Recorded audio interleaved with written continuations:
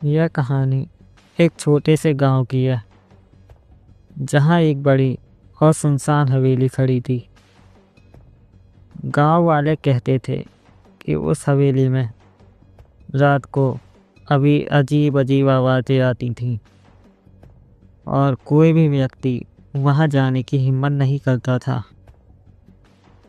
हवेली के आसपास के लोग तो दूर उसके पास जाने का भी ख्याल नहीं करते थे, क्योंकि वहां जाने से पहले ही डर की सिरहन महसूस होती थी।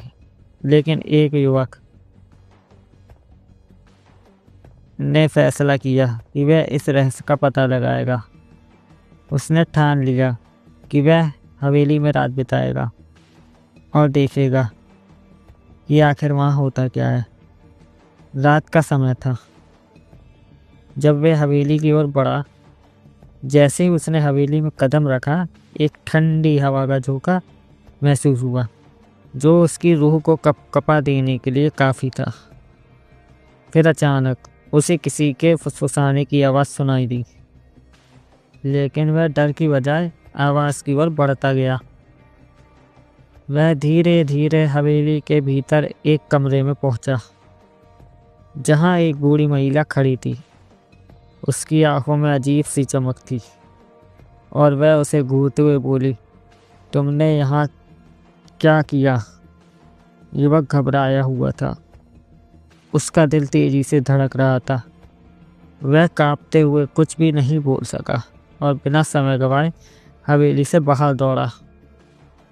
वह सीधे गांव लौटकर आया, लेकिन जब उसने गांव वालों से इस बारे में बात की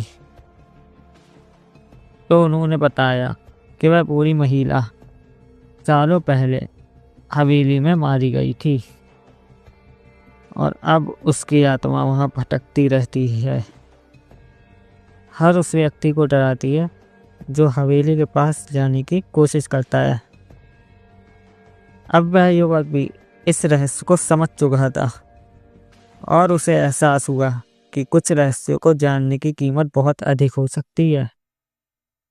तो दोस्तों, क्या आप कभी भी किसी पुरानी और सुनसान स्थान पर जाने का सोचते हैं? या आप भी कभी उस रहस्य का सामना करना चाहेंगे? और दोस्तों, अगर आप लोगों को ये कहानी अच्छी लगी हो तो प्लीज़ मेरे चैनल को सब्सक्राइब ज़रूर करें।